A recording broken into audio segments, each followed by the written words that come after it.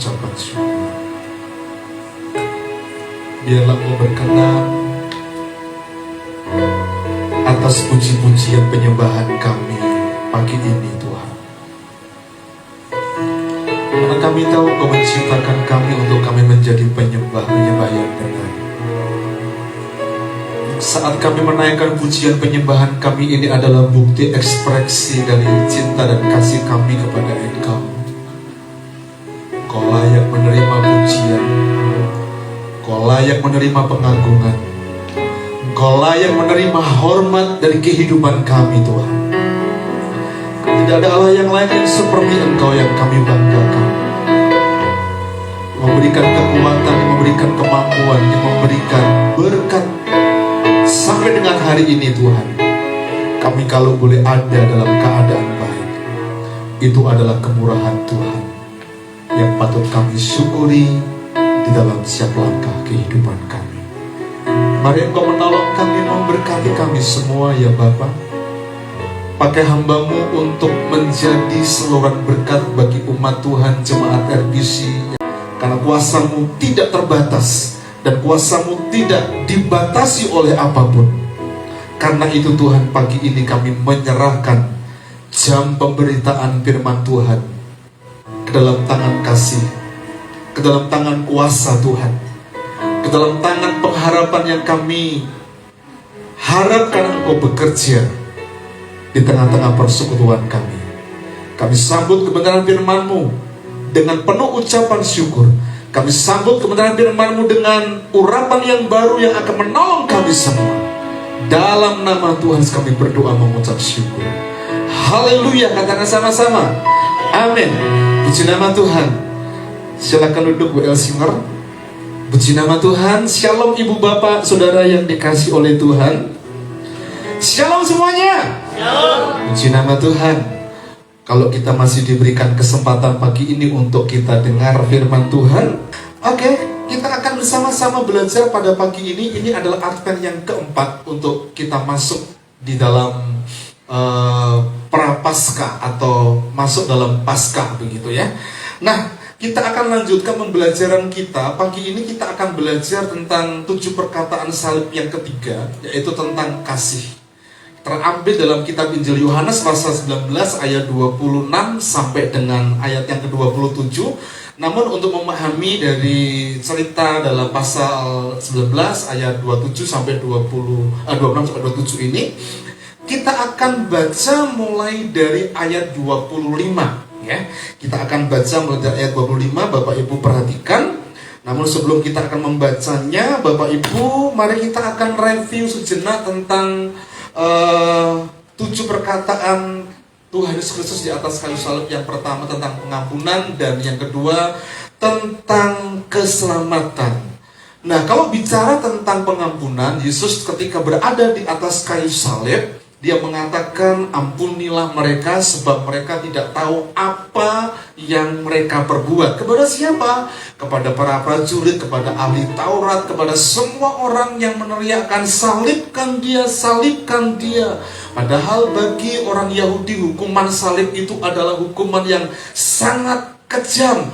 Dan tidak ada satu orang pun yang mau dihukum oleh karena hukuman salib itu, kecuali mereka yang betul-betul berbuat jahat, sama seperti penjahat yang ada di sebelah kanan dan kiri Tuhan Yesus Kristus, yang mereka memang penyamun, mereka layak dihukum dan mereka mendapatkan bagian hukuman itu. Tapi Yesus Kristus berada di atas kayu salib adalah Dia menanggung dosa manusia dunia, menanggung seluruh manusia seluruh dunia, dan Dia mengatakan bahwa semua terjadi oleh karena kehendak Tuhan, dan mereka melakukannya semua karena tidak tahu. Karena itu Tuhan mengatakan, ampunilah mereka sebab mereka tidak tahu apa yang mereka perbuat. Dari ayat-ayat ini kita belajar untuk kita mengampuni, dan pengampunan itu unlimited, tanpa batas, kepada orang yang bersalah, kepada orang yang menyakiti kita, bahkan kepada orang yang tidak tahu berbuat salah kepada kita sekalipun. Mari kita belajar seperti Yesus yang mengatakan, ampunilah mereka sebab mereka tidak tahu apa yang mereka perbuat. Dan yang kedua, perkataan salib yang kedua itu bicara tentang keselamatan. Ketika ada pertanyaan yang ada di atas salib, di atas Golgota, pertanyaan penjahat yang ada di sebelah kanan. Yesus, ketika engkau datang sebagai Raja, ingatlah aku.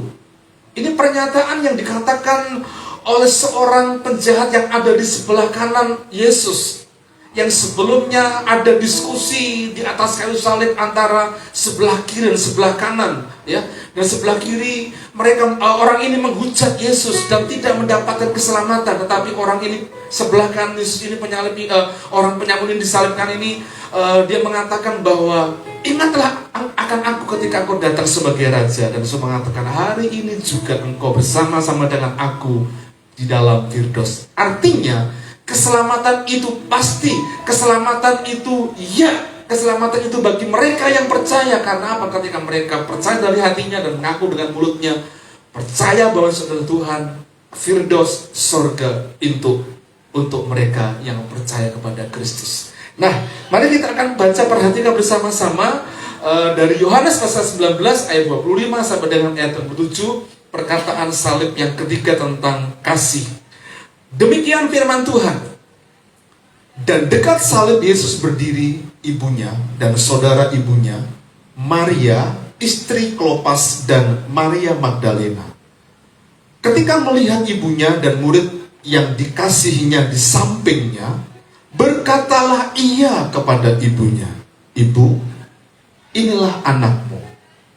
Kemudian katanya kepada murid-muridnya, "Inilah ibumu." Dan sejak saat itu, murid itu menerima dia di dalam rumahnya. Puji nama Tuhan, diberkatilah setiap kita yang selalu membaca dan merenungkan firman Tuhan. Bapak Ibu Saudara yang dikasih oleh Tuhan, 7 perkataan salib dalam 3 ayat ini akan saya bagi 3 poin. Ayat 25, 26, dan ayat yang ke-28. Dan kita akan betul-betul memahami, memaknai apa sih arti dari perkataan Yesus di atas kayu salib. Dan kalau kita simpulkan itu bicara tentang love, bicara tentang kasih. Kasih, kalau kita bicara tentang kasih, maka semua orang punya pemahaman, punya pendapat, punya cara berargumen tentang mengasihi satu dengan yang lain. Bahkan cara mengasihi Tuhan itu punya argumen. Tetapi sebagai orang percaya, maka mau tidak mau yang menjadi patron, yang menjadi panutan, yang menjadi pedoman adalah firman Tuhan. Kalau kita membaca di ayat yang ke-25, ya, ayat 25 ini mengatakan, dan dekat salib Yesus berdiri ibunya dan saudara ibunya, Maria, istri Klopas, dan Maria Magdalena. Dan perhatikan baik-baik Bapak Ibu yang dikasih oleh Tuhan. Kalau kalimat ini menyatakan di dekat salib Yesus, di dekat salib Yesus, itu artinya mereka ini adalah orang-orang yang memang terdekat, orang-orang yang dekat, orang-orang yang punya hubungan kan sebaik dengan Yesus. Yang pertama adalah ibu Yesus, dikatakan dalam ayat ini namanya Maria. Kemudian ada saudara ibu Yesus. Jadi secara sebenarnya Yesus juga punya tantenya, gitu, tante. Saudara ibu Yesus, tapi tidak dicatat namanya siapa. Kemudian ada seorang yang bernama Maria, tapi ini istrinya Kleopas. Dan yang berikutnya adalah Maria Magdalena. Maria Magdalena ini adalah orang yang pernah ditolong oleh Yesus, disembuhkan dari 7 roh jahat. Dan yang terakhir adalah murid Yesus yang dikasihinya. Ayat 25 ini hendak memberitahukan kepada kita tentang makna berdiri dekat Yesus. Bahwa ternyata mereka yang telah mengalami kasih Tuhan, mereka yang telah mengalami kasih dari Tuhan, itu selalu ada dekat, mendampingi. Bahkan saat detik-detik terakhir Yesus menghembuskan nafas terakhir di atas kayu salib, orang-orang terdekat, orang-orang yang punya kans baik, pernah hubungan yang baik, punya relationship yang baik dengan Yesus, mereka itu berada di situ. Dan kalau Alkitab mengatakan, berarti itu valid. Lalu pertanyaannya, dari semua murid-murid selain Yohanes yang dikasih oleh Yesus ini, siapa? Mengapa kok nggak tercatat? Di mana Petrus? Di mana Andreas? Begitu ya. Mungkin mereka kebingungan, mungkin mereka syok, mereka melihat dari jauh dan mereka tidak berani untuk menampakkan diri kepada para prajurit untuk berada di tengah-tengah penyaliban. Ya, tapi di situ ada wanita-wanita. Wanita-wanita itu biasanya tidak dianggap dalam arti tidak punya kekuatan untuk menolong orang yang disalibkan itu, sehingga dibiarkan. Nah, orang-orang yang berani ini adalah orang-orang yang punya kans baik, punya hubungan yang baik, punya relasi yang baik. Pertanyaannya adalah, mengapa mereka begitu berani? Karena mereka pernah merasakan bagaimana kasih Tuhan di dalam kehidupan mereka. Artinya, mereka sampai Yesus mengembuskan napas yang terakhir, mereka setia kepada Tuhan. Mereka setia kepada Kristus. Bapak Ibu Saudara yang dikasih oleh Tuhan, mereka yang setia ini adalah mereka yang pernah mendapatkan pertolongan Tuhan. Dan di antara wanita-wanita itu, dari kalimat ayat 25 ini yang paling menonjol adalah Maria Magdalena. Maria Magdalena adalah seorang yang dibebaskan dari 7 roh jahat. Dan semua penderitaan fisik dan akibat roh jahat yang merasuk bertahun-tahun ini. Dan bagi Maria itu adalah pengalaman kasih. Maka tidak ada yang lain selain memberi waktu, tenaga, kemampuan dekat dengan Yesus untuk setia kepadanya. Karena dia telah dibebaskan dari roh jahat yang menghantui dia. Setia orang ini. Maria Magdalena ini pernah mendapatkan kasih, dan itu adalah orang yang perlu kita contoh dengan baik. Dan orang yang setia. Mengapa? Orang yang setia itu adalah orang yang mereka pernah mengalami kasih Tuhan dalam hidupnya. Dan kalau orang pernah mengalami kasih Tuhan dalam hidupnya, maka untuk ambil bagian dalam kesetiaan beribadah, kesetiaan melayani, kesetiaan dalam semua aspek kehidupannya, tidak akan pernah ditanyakan lagi. Pertanyaannya, mengapa Maria Magdalena ini begitu setia sampai berani mendampingi Yesus di detik-detik terakhir? Mari coba kita bayangkan. Yesus yang menolong, membebaskan Maria dari kerasukan roh jahat yang menghantui dia, membuat fisik dan psikisnya begitu sangat menderita. Dan bukankah itu lebih daripada kita? Kita sebetulnya bukan saja dibebaskan dari kuasa roh jahat fisik yang menyengsarakan kita, tapi neraka yang memang perlu, yang harus kita tanggung. Tapi saat dia mati di atas kayu salib, dia mencurahkan kasihnya dan dia menawarkan kepada kita, barang siapa percaya kepadaku, dia tidak binasa tapi akan memperoleh kehidupan yang kekal. Semua orang yang percaya dibebaskan dari api neraka. Dan bukankah itu adalah kasih Tuhan yang kita alami dalam kehidupan kita? Tapi tidak banyak orang Kristen yang tahu bahwa itu adalah pengalaman yang terdahsyat, yang terhebat. Akibatnya ada banyak orang Kristen, ada banyak orang percaya yang menggunakan waktu, menggunakan kesempatan, menggunakan hidupnya semau apa yang dia mau. Padahal orang yang percaya kepada Kristus itu adalah orang yang menjadi milik Kristus, bukan milik dia lagi. Sebab itu sebetulnya dia adalah seorang yang telah dibaharui, dan Kristus adalah raja atas hidupnya yang memiliki keseluruhan aspek kehidupannya. Karena dibebaskan dari neraka. Harusnya kita seperti Maria Magdalena, dekat dengan Yesus, setia kepada Yesus. Seorang Kristen yang sejati dibebaskan dari api neraka karena dia tahu bahwa hidupnya itu berharga. Tidak hanya seperti Maria Magdalena yang dibebaskan secara fisik dan psikisnya, yang kemudian dia begitu dekat mencintai Tuhan, setia sampai detik terakhir Yesus. Karena itu pembelajaran kita yang pertama pada pagi ini, Bapak Ibu Saudara yang dikasih oleh Tuhan, mari kita belajar untuk setia.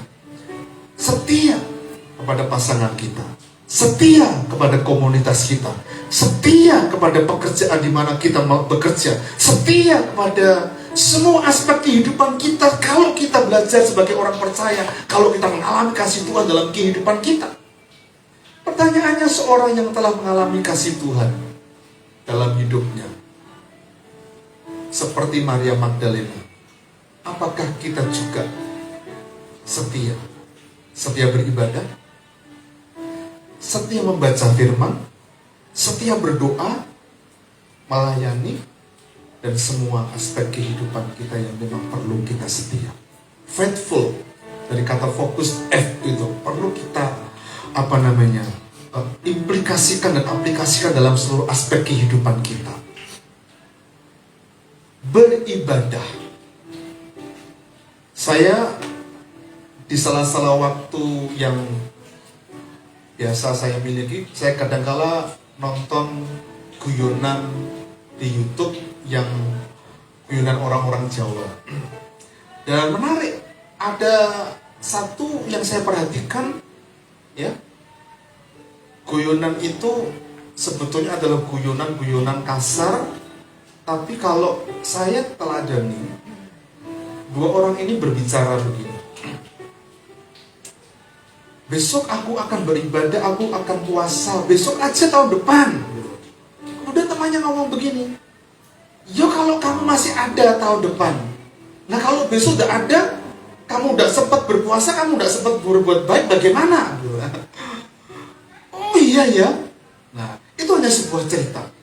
Tapi sebetulnya dari cerita ini memiliki pemahaman bahwa tidak ada satu orang pun yang tahu kapan Tuhan panggil. Karena itu sebelum kita mengakhiri hidup kita di dunia ini, biarlah kita mendapatkan satu reward dari Tuhan bahwa kita adalah orang-orang yang setia kepada Tuhan. Setia kepada Tuhan itu dapat kita implikasikan dalam semua aspek kehidupan kita. Sebagai suami, sebagai istri, sebagai anak, sebagai orang tua, dan semua aspek kehidupan kita. Jadi detik terakhir ketika Yesus berada di atas kayu salib dan di situ ada orang-orang yang terdekat, itu mengajar kepada kita untuk kita setia. Yang kedua, mari kita belajar di ayat yang ke-24. Ayat 26 ini. Ketika Yesus melihat ibunya dan murid yang dikasihinya di sampingnya, berkatalah ia kepada ibunya, "Ibu, inilah anakmu." Ini menarik. Dalam terjemahan LAI memang dikatakan ibu, inilah anakmu. Tapi dalam terjemahan King James Version dikatakan, "Woman, behold your son." Woman, behold your son. Apa artinya ini?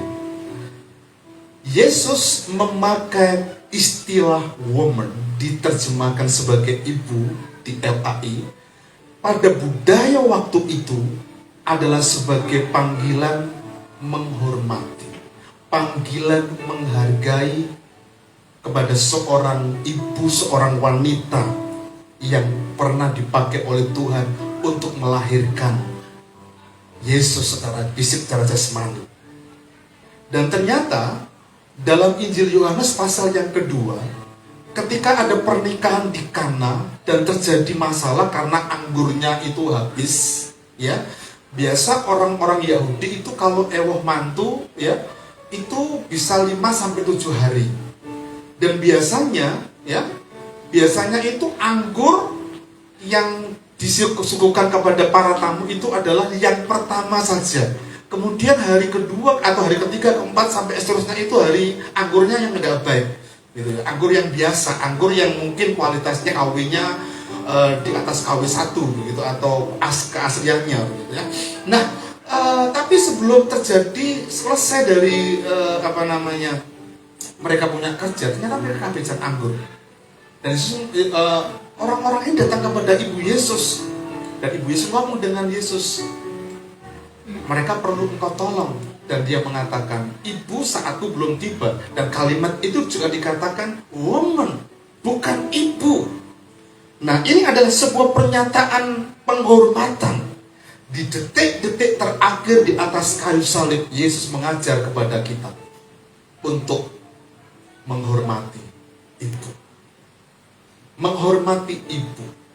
Mengapa perkataan itu penting? Woman, behold your son. Ibu, inilah anakku. Mari Bapak Ibu Saudara yang dikasih oleh Tuhan, jangan melupakan ibu yang telah melahirkan kita. Amsal 23 ayat 22. Dengarkanlah ayahmu yang memperanakkan engkau. Kalau saya bicara tentang ibu, itu adalah orang tua, berarti bisa bicara tentang ayah juga. Dan janganlah menghina ibumu kalau ia sudah tua. Amsal 22 ayat 23 ayat 22 dalam terjemahan bahasa Indonesia masa kini. Taatilah ayahmu, sebab tanpa dia engkau tidak ada. Apabila ibumu sudah tua, perhatikan baik-baik, tunjukkanlah bahwa, perhatikan, apa? Engkau menghargai dia. Pertanyaan saya, kalau dikatakan di sini jangan menghina, kita perlu menghormati. Tidak boleh melupakan kalau poin buat kita. Dalam hal apa kita tidak sadar seringkali menghina ibu dan ayah kita? Kita nggak menghargai mereka. Seringkali kita itu tidak mendengar dan cenderung mengabaikan nasihat. Bener dah? Ayo bangun, sik tomah. Ya, sik. Oh, itu mengabaikan loh. Itu mendengar tapi mengabaikan. Dengar. Berapa kali kita dibangunkan. Jadi kami di keluarga itu punya kebiasaan, ya. Tatang itu karena kami sudah tidur, biasanya kalau mau tidur tolong bangunkan itu WA. Ada satu rumah di WA. Pak, besok bangunkan jam 7 karena kuliah jam 9. Pak, besok bangunkan jam 8 karena kuliah jam 10. Dibangunkan jam 8, bunyi HP-nya. Caca juga kadang-kala ngebel begitu ya. Tapi ijak pelungkar nggak bangun, itu nggak mendengar dan cenderung mengabaikan. Hati-hati loh Bapak Ibu. Ya, hati-hati. Mari kita akan gali lebih dalam lagi. Melupakan mereka, ini yang paling penting. Melupakan mereka. Siapa orang tua kita saat mereka sudah tua? Pertanyaannya, mengapa? Apakah yang muda nggak perlu boleh dilupakan begitu, atau yang tua juga boleh dilupakan gitu? Sama sebetulnya. Mari kita perhatikan, ya, karena Amsal 22 ayat 23 tadi kan mengatakan kalau ia sudah tua, gitu ya. Apabila ibumu sudah tua, apabila bapak dan ibumu sudah tua. Mengapa pertanyaannya? Perhatikan baik-baik Bapak Ibu Saudara Tuhan. Saya belajar dari hal ini. Mengapa? Karena orang tua itu mengalami sindrom kesepian. Ya loh. Kalau tanya kepada yang sudah sepuh, anak sudah pada menikah, sudah punya rumah sendiri-sendiri, kita berdua sendiri. Kalau anaknya cuma satu seperti saya, Pak Danan, itu tambah sepi banget, gitu ya. Kalau 2, 3 dan ada cucu dan sebagainya mungkin masih enggak. Tapi itu cenderung, padahal kadang-kala kita tinggal satu rumah juga sepi karena apa? Nggak pernah disapa oleh anak kita, nggak disapa oleh menantu kita. Saya itu kan pernah tinggal beberapa tahun dengan mama. Karena ketika papa mertua saya meninggal, rumah peninggalan itu dijual, dibagi 5 dengan mama, karena 4 anak, 5 mama karena masih hidup.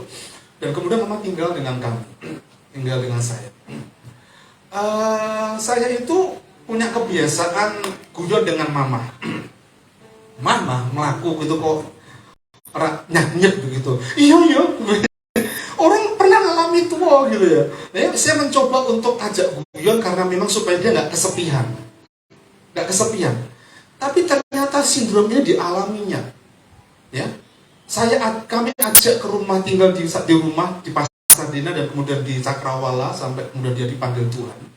Ya, ketika Garwo, si Garanyowonya itu dipanggil Tuhan, kesibukannya itu kan kurang dan dia nggak ada teman sparring partner. Ya, sparring partner itu artinya suka saling ngomel gitu. Itu ternyata baik loh. Jadi saling ngomel suami istri kalau jatuh itu sudah ada apa-apa, itu akan menolong dari kesepian. Karena nggak ada yang diajakin ngomong, nggak ada jadai padu begitu ya. Akibatnya mama itu ngelawong dan sering sakit. Nah, kemudian kami putuskan untuk jual rumah dan mama tinggal dengan kami. Rasa kesepian. Berikutnya selain kesepian itu banyak keterbatasan fisik. Itu saya sampaikan. Wong gitu aja kok nggak cepet nyet toh mam. Iya wes nomor kono aku wis tuwa ngerasa kayak gitu. Sekarang ini Bapak Ibu, saya masuk kepala 4 gitu ya. Jarang berolahraga, paling 2-3 kali dalam waktu seminggu. Rasanya kalau habis olahraga itu rasanya sakit-sakit semua enggak? Sakit. Dan itu adalah tanda-tanda penurunan fisik, keterbatasan fisik. Bahkan mengalami penurunan kemampuan gerak, kemampuan bukan hanya gerak saja tapi juga kemampuan mental. Ya, kadang-kala orang tua itu bisa jadi seperti anak kecil lagi begitu. Dan ini terjadi. Karena itu mari kita betul-betul memperhatikan masalah yang terjadi di usia tua untuk orang tua kita, karena nanti kita juga akan tua seperti orang tua kita. Akan mengalami demensia, pikun. Ayo, siapa yang pikun? Kita sudah pikun. Yang lupa mandi, lupa makan, padahal sudah makan. Tanyain, Mak, ayo makan, kok enggak makan toh Mak? Oh iya aku belum makan, padahal tapi sudah makan. Gitu. Lupa, gitu, demensia. Dan banyak persoalan yang lain termasuk ya 4B atau 5. Budek, beser, boyokan, blawur, ya. Yang satunya apa ya Pak Danan? Gak tahu ya. 4 saya temukan, budek, beser, blawur, boyokan. Itu penurunan fisik, penurunan mental, dan itu perlu kita perhatikan baik-baik Bapak Ibu Saudara yang dikasihi Tuhan. Yesus memberikan penekanan ketika dalam penderitaan yang amat sangat berat. Dia belajar untuk mengasihi. Mengasihi kepada siapa? Ibu. Itu bicara tentang orang tua. Dan kalimat mengatakan, Amsal mengatakan, jangan menghina mereka. Seringkali kita mungkin gak menghina mereka, tapi sikap perkataan kita kadangkala menyakiti orang tua kita. Ya. Menjelang mama tidak ada, saya sebagai anak menantu juga dibingungkan. Mengapa? Karena mama itu lupa Nana itu anaknya. Karena ketika Nana itu merawat dia panggil, Mbak, oh coba banter toh Mbak, padahal anaknya. Kira-kira kalau dikatakan begitu, anak bisa sakit hati enggak? Bisa sakit hati, tapi mari kita belajar untuk sabar. Mari kita belajar untuk sabar. Beberapa saudara cicik dan neneknya, ya sudah dibawa ke panti jompo. Saya bilang tidak boleh, nggak boleh. Saya katakan uang kita banyak, tapi nggak bisa menolong, menebus apa yang orang tua pernah kita lakukan. Mari kita lihat video.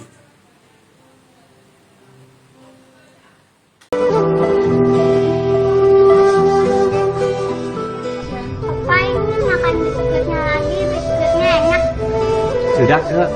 Kamu makan aja, Opa udah kenyang. Ini enak, Opa. Papa! Papa ini gimana sih? Kalau pakai WC nggak pernah dibilas, jorok tahu. Maaf, Mel. Papa lupa. Padahal udah berapa kali dibilang, jangan lupa bilas, jangan lupa bilas. Masih juga begitu. Iya, Mel. Papa lupa.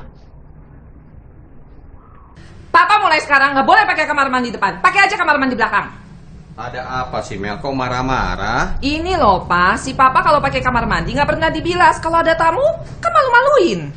Aduh, Papa kok lupa terus sih, Pak? Pokoknya mulai sekarang, Papa nggak boleh pakai kamar mandi depan, pakai aja yang di belakang. Kamar mandi belakang kan kotor, Ma. Biarin aja, orang jorok pakai kamar mandi yang kotor daripada kotorin yang bersih. Kamu suruh Papa pakai kamar mandi belakang. Oh, mana bisa inget. Orang taruh sendal aja dilupa kok. Kalau gitu kamar mandi depan dikunci aja. Mana ada kuncinya, mah? Kalau begitu di kamar mandi depan tulis yang gede. Kamar mandi opa di belakang. Ya udahlah, coba aja. Inke yang buat tulisannya mah. Ya udah, kamu coba aja. Sudah kenyang opa, nanti Inke yang atur.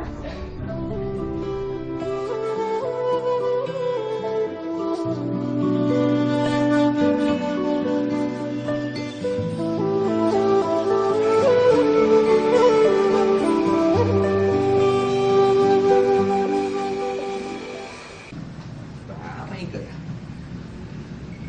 No, kok tulisnya WC papa mama di belakang? Sekalian aja mah. Sekalian, maksudnya? Kan sekarang opa papanya mama, bisa dipanggil papa. Nanti kalau mama tua, mama juga pakai WC itu kan? Papa, mama, Inke terima kasih karena sudah membersihkan popok Inke yang kotor. Inke tahu betapa susahnya papa, mama membersihkan popok Inke waktu Inke kecil. Sekarang, apakah mama ingat siapa yang membersihkan popok mama saat mama masih kecil?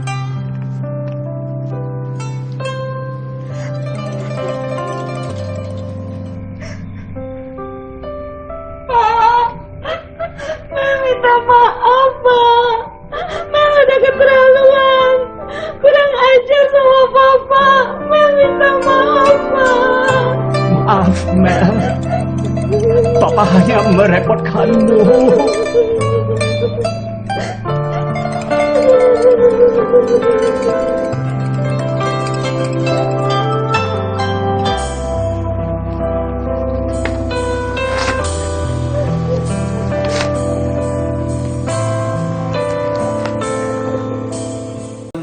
Ini yang terjadi di keluarga, sering kali terjadi di keluarga kita. Kita lupa dengan kebaikan kedua orang tua kita.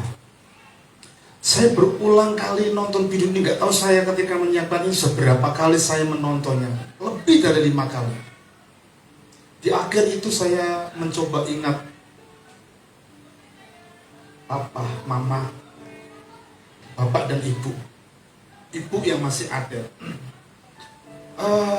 Saya masuk di kota Semarang ini tahun 93, mau mengembara. Jadi oleh karena keterbatasan keuangan dari bapak, saya bekerja di Semarang sebagai seorang pastor gereja. Dari kecil saya sudah punya bertekad pengen jadi hamba Tuhan, pengen jadi pendeta. Saya pengen sekolah, saya pengen kuliah.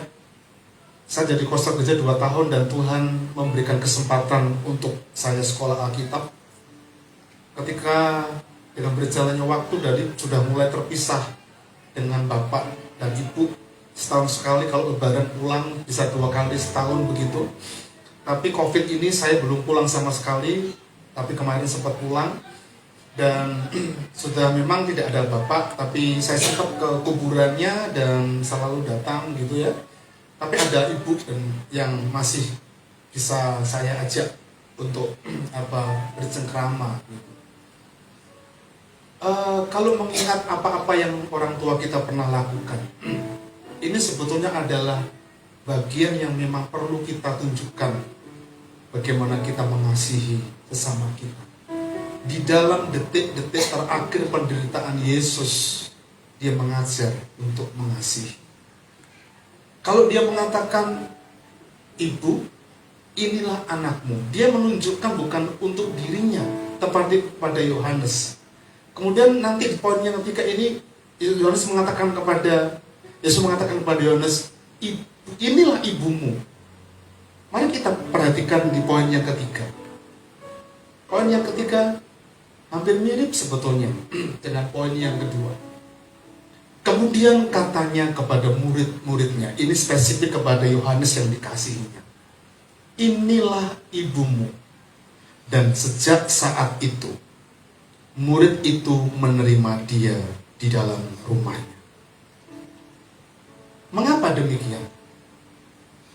Bapak ibu saudara yang dikasih oleh Tuhan, Yesus yang disalibkan secara jasmani Dia adalah anak pertama dari pernikahan Yusuf dan Maria. Masih ada beberapa anaknya. Yakobus termasuk penulis kitab Yudas itu adalah saudara kandung dari Yesus. Dalam perikop ini tidak dijelaskan tentang Yusuf. Kemana Yusuf ceritanya seperti apa tidak dijelaskan dalam tradisi itu. Secara jasmani dia adalah anak pertama, anak sulung bagi orang Yahudi. Bahkan bagi kebanyakan orang, bagi kebanyakan keluarga, itu punya tanggung jawab terhadap adik-adik dan juga orang tuanya. Itu anak sulung.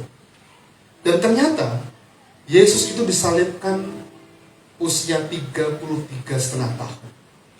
Gak ada waktu yang cukup panjang karena Yesus punya waktu di dunia ini hanya 33,5 tahun. Dia hanya melayani 3,5 tahun. Ketika dia tampil, ketika dilantik untuk dia layak melayani usia 30 tahun karena biasa sebagai seorang imam begitu ya. Dia merasa belum maksimal karena waktunya pendek, belum maksimal untuk menolong siapa? Orang tuanya, terutama ibunya yang dikatakan. Dan kalau kita perhatikan ayat ini Bapak Ibu, ternyata dia mewariskan tanggung jawabnya itu kepada Yohanes. Mengapa? Karena sebagai anak, waktunya yang pendek. Memang di usia 30 tahun 0 sampai 30 nggak diceritakan di Alkitab. Tapi ada sejarah-sejarah yang memang mencoba mencatat ngapain Yesus, apa yang dilakukan oleh Yesus di usia 0 sampai 30 tahun itu. Ada ceritanya, tapi itu tidak dikanonkan sebagai sebuah kebenaran. Mewariskan tanggung jawabnya kepada Yohanes yang dikasihinya. Dan Alkitab mengatakan di dalam Yohanes pasal 19 ayat 7 bagian B, sejak saat itu murid itu menerima dia di rumahnya. Menerima siapa? Maria, ibu Yesus tinggal di rumahnya. Semenjak itu pengikut itu menerima ibu Yesus untuk tinggal di rumahnya. Dalam terjemahan bahasa Indonesia masa kini. Jadi poin yang ketiga di detik-detik terakhir Yesus, kalau kita belajar, Yesus mengajar kepada kita sebuah tanggung jawab sebagai anak terhadap ibu atau bahkan orang tua kita. Mengapa perkataan itu begitu sangat penting?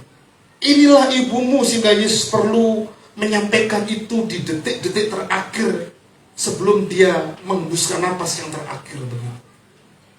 Ini adalah sebuah warisan yang perlu kita perhatikan baik-baik. Detik-detik terakhir seseorang belum meninggal menyampaikan sesuatu itu biasanya mandat, itu biasanya sesuatu yang penting yang perlu dikerjakan. Dan Yohanes tahu itu, karena itu dia melaksanakan mandat itu dengan baik. Tinggal di rumahnya. Pertanyaannya, apakah Yohanes ini tidak punya keluarga? Mungkin punya keluarga, walaupun Alkitab gak mencatat. Atau kalau dia tinggal bersama dengan orang tuanya, karena dia adalah anak Zebedius, Alkitab mengatakan dia punya ayah dan ibu, tapi juga masih mengizinkan orang lain tinggal di rumahnya. Ini gak mudah loh Bapak Ibu. Ini gak mudah. Seringkali bahkan orang tua kita saja kalau kita direpotin tinggal itu kadangkala kita merasa direpotin, apalagi orang lain. Tapi inilah Yesus mengajar untuk memberikan tanggung jawab kepada kita sebagai anak terhadap orang tua kita. Jangan pernah melupakan tanggung jawab kita sebagai anak terhadap orang tua kita. Perhatikan baik ayat ini. Hai anak-anak, taatilah orang tuamu di dalam Tuhan, karena haruslah demikian. Hormatilah ayahmu dan ibumu. Ini adalah suatu perintah yang penting. Seperti nyata dari janji, supaya kamu berbahagia dan panjang umur. Kalimat yang mengatakan berbahagia, makarios, itu adalah kalimat yang sebetulnya dikerjakan oleh Allah saat Anda dan saya bisa melakukan, menghormati orang tua kita. Dalam arti memberikan tempat, memberikan tanggung jawab, memberikan waktu, dan sebagainya untuk mereka. Tidak sekedar si hello lewat HP, video call dan sebagainya. Sebelum mereka tidak ada, mari kita gunakan waktu yang ada untuk bersama dengan mereka. Saya bertekad, saya pribadi bertekad ketika merenungkan ini, saya pun harus melakukan hal itu, walaupun jauh. Bapak Ibu Saudara yang dikasih Tuhan, detik terakhir loh Bapak Ibu, detik terakhir Yesus dia menyampaikan mandat itu kepada Yohanes, dan orang ini Maria tinggal di rumah, dan ini gak mudah. Tapi kalimat tinggal itu berarti memberikan kesempatan, memberikan waktu supaya mandat Yesus yang diterima dari dia dilakukan dengan baik. Bapak Ibu Saudara yang dikasihi Tuhan, ini video saya yang terakhir.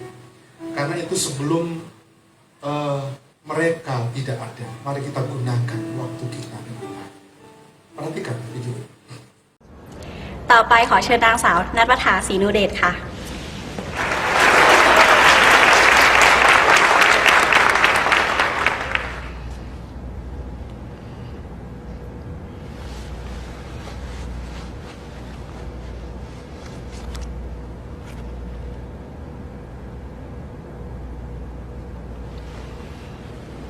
สวัสดีค่ะ วันนี้จะมาพูดเรื่องแม่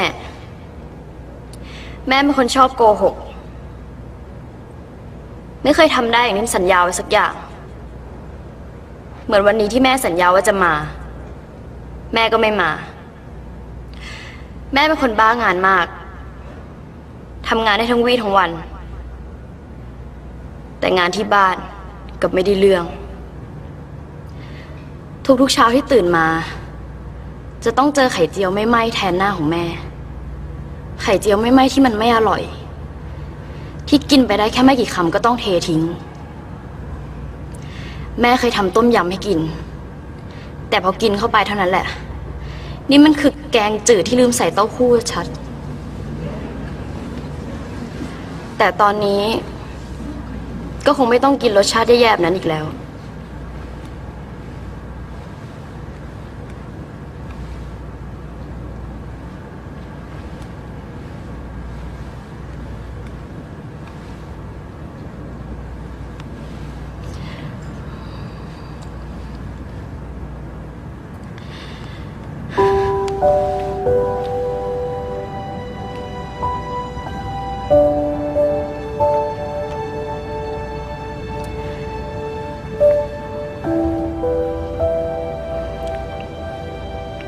หนูอยากจะบอกแม่ว่า หนูรู้ว่าแม่ต้องทำงานหนัก เพื่อที่จะหาเลี้ยงดูหนู แม่ต้องทำงานไม่หยุด เพื่อที่จะส่งหนูเรียน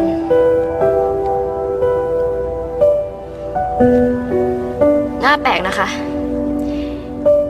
ที่หนูกับคิดถึงไข่เจียวไม่ไหม้ของแม่ คิดถึงต้มยำที่มันกลายเป็นแกงจืดของแม่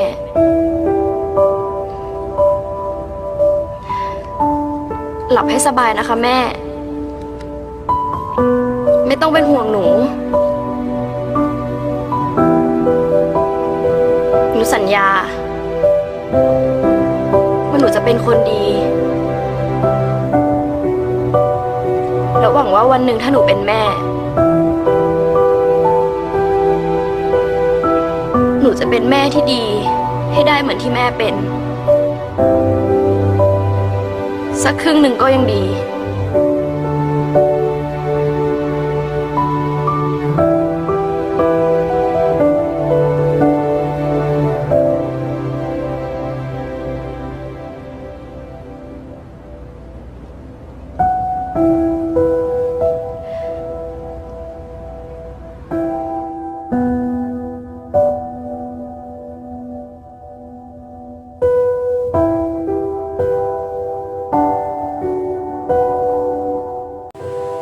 Bapak Ibu, kasih sayang seorang ibu, orang tua kita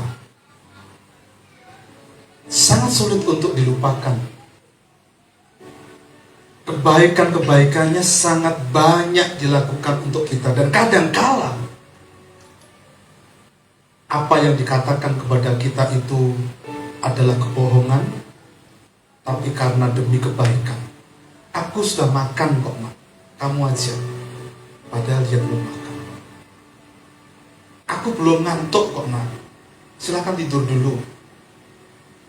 Banyak perkara, banyak hal yang sebetulnya mama itu punya kans banyak, punya sesuatu yang memang diabdikan untuk keluarganya. Bahkan ketika situasi kondisi yang mengharuskan mereka bekerja keras, banting tulang, peras keringat, demi siapa? Anak-anak yang lahir dari pernikahan mereka. Tapi itu dilakukan semua selama kita masih ada kesempatan untuk menyenangkan orang tua kita. Mari kita gunakan dengan baik. Terutama anak-anak muda.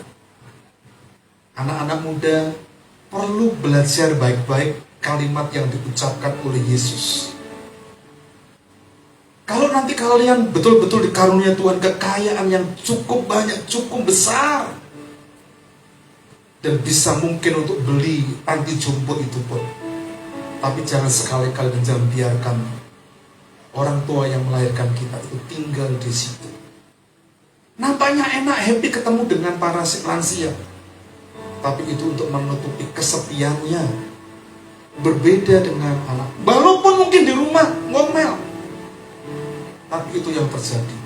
Berapa kali kita sebagai anak ngomel, kita bangun tidur dan kemudian di meja tidak ada sesuatu yang bisa kita makan. Namun sebaliknya kadang-kala ada orang tua yang memang tidak bijaksana. Tapi kalau melihat video ini, Bapak Ibu perhatikan baik-baik. Di awal semua orang bingung karena dia mengatakan orang tuanya gak bertanggung jawab. Tapi semua dilakukan itu sebetulnya demi dia. Dan janji untuk kita pada pagi ini adalah kasih Tuhan yang diajarkan kepada kita. Karena itu di Prapaskah, di Advent yang keempat ini, sebelum masuk pada fase Paskah yang sesungguhnya, mari kita betul-betul membereskan. Karena kasih Allah dinyatakan dalam kehidupan kita. Mari kita dekat dengan Tuhan, setia kepadanya. Mari kita menghormati orang tua kita. Bahkan mari kita melakukan tanggung jawab kita sebagai anak. Detik terakhir Yesus, dia masih bisa menyatakan kasih. Ibu sebagai bentuk penghargaannya, woman, behold your son. Inilah anakmu. Kasih kepada ibu. Dan Yohanes ada legacy, warisan, sehingga Maria tinggal bersama-sama dengan Yohanes sebagai tanggung jawab warisan legacy yang dikatakan kepada Yesus. Berapa banyak dari antara kita yang pagi ini rindu mengalami kasih Tuhan,